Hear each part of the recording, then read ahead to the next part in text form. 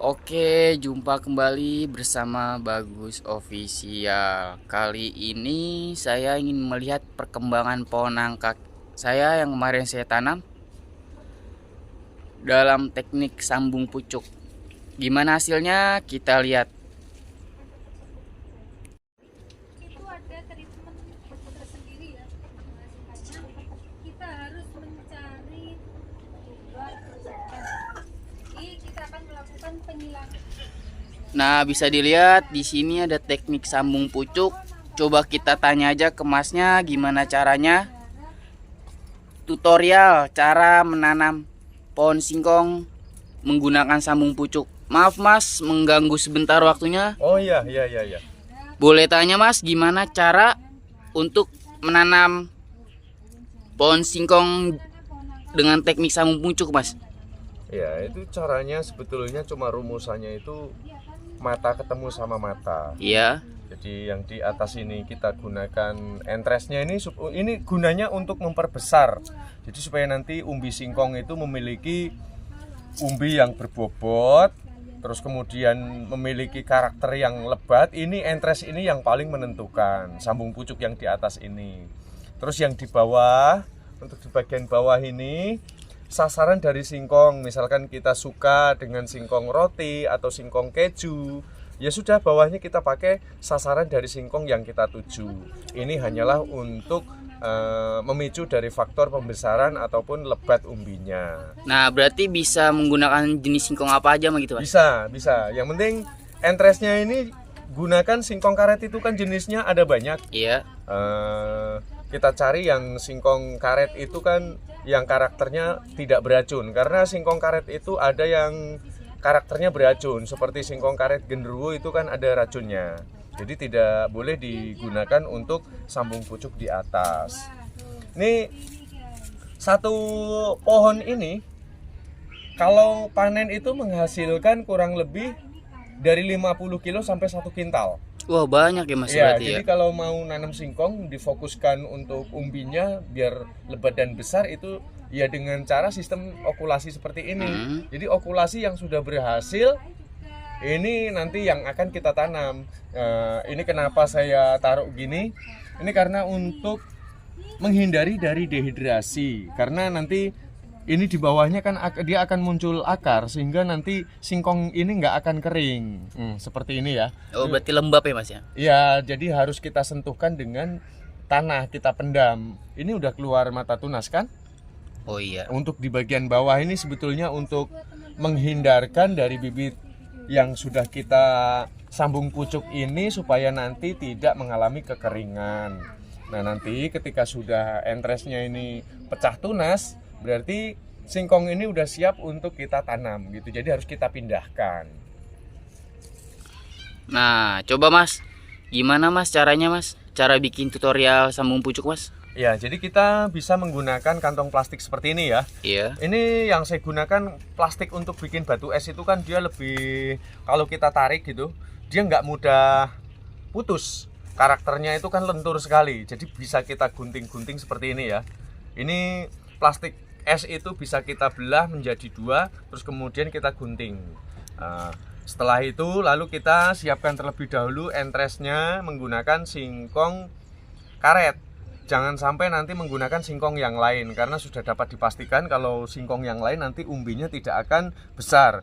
Dari ke-300 lebih populasi singkong di Indonesia, itu yang paling besar umbinya yaitu adalah singkong karet. Maka dari itu kita tidak boleh untuk entresnya ini tidak menggunakan singkong karet. Terus di bagian bawah, ini bekas pelepah ini nanti akan menentukan apakah nanti singkong ini memberikan umbi yang lebat atau tidak. Itu berlihat dari tingkat kerapatannya. Jadi jangan pergunakan bibit singkong yang di bagian bawah ini yang memiliki jarang bekas pelepah ini. Saya pastikan 100% nanti kalau sampai jarang umbinya tidak akan banyak karena akar yang dihasilkan hanyalah sedikit. Oh, berarti nggak boleh yang renggang ya Mas ya? Nggak boleh yang renggang. Dan untuk bagian bawah ini panjangnya seberapa itu ada sasarannya. Jadi sebelum kita memotong bibit bagian bawah, kita harus punya schedule dulu. Ini mau kita tanam berapa kali. Jadi kalau kita tanam sampai 5 kali, itu kita perlu memangkasnya itu sekitar 80 cm untuk bagian bawah. Panjang banget kan? Berarti Jadi kalau untuk 2 kali penanaman itu hanya cukup 40 cm saja sudah cukup gitu. Tapi juga schedule dari itu kita kan harus melihat di bagian bawah ini. iya.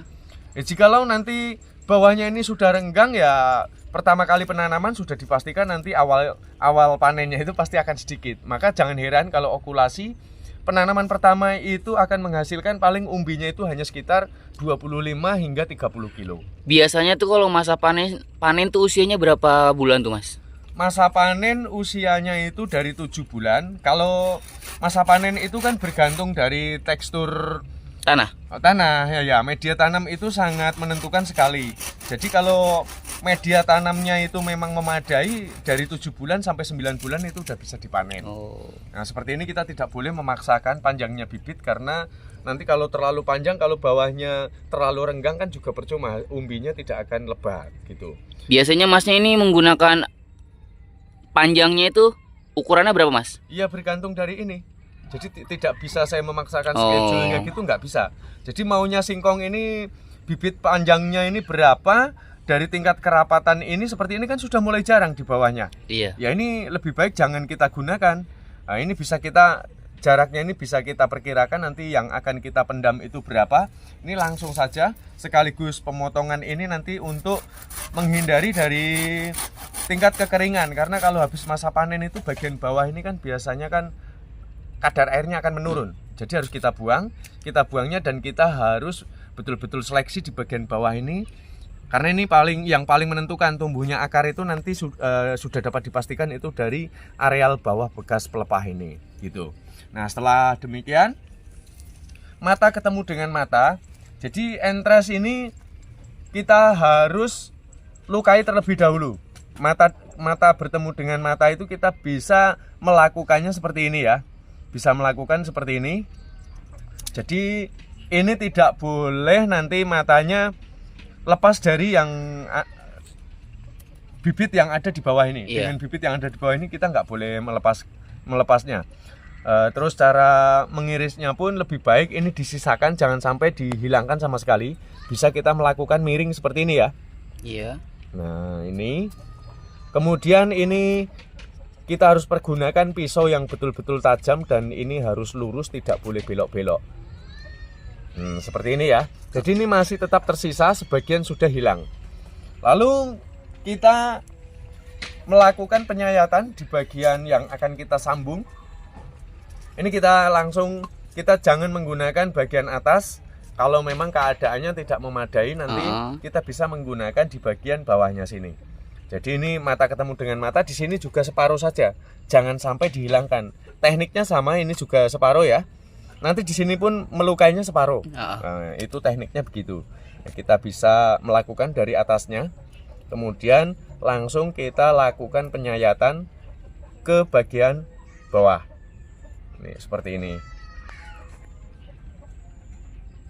Nah, seperti ini nanti yang akan dihasilkan ya. Jadi ini mata masih ada, mata pun di pinggir ini masih ada. Oh iya. Nah, setelah itu kita dapat menyambungkan mata yang ini. Iya. Ini harus bertemu dengan mata yang ada di sini. Atau mungkin mata yang ini ya. Ini bisa bertemu dengan yang di sini. Jadi tinggal pilih saja. Ini atau mau pilih mata yang ini. Nah, alangkah lebih baiknya ya kita memilih yang kira-kira itu aman, tergantung dari kedalaman tingkat penyayatan kita. Jika dikira itu tidak cukup, jadi harus kita buat lebih dalam kembali. Pokoknya mata ini harus sampai bertemu dengan mata yang ada di sampingnya. Ini kurang dalam sedikit, harus ekstra hati-hati, karena kalau enggak nanti justru kebablasan, malah putus, akhirnya okulasinya jadi mati. Apa ada ukurannya Mas? Enggak, ini pakai perkiraan saja. Perkiraan. Nah, ini seperti ini ya. Nih, jadi mata bertemu dengan mata, lalu kita ambil plastik.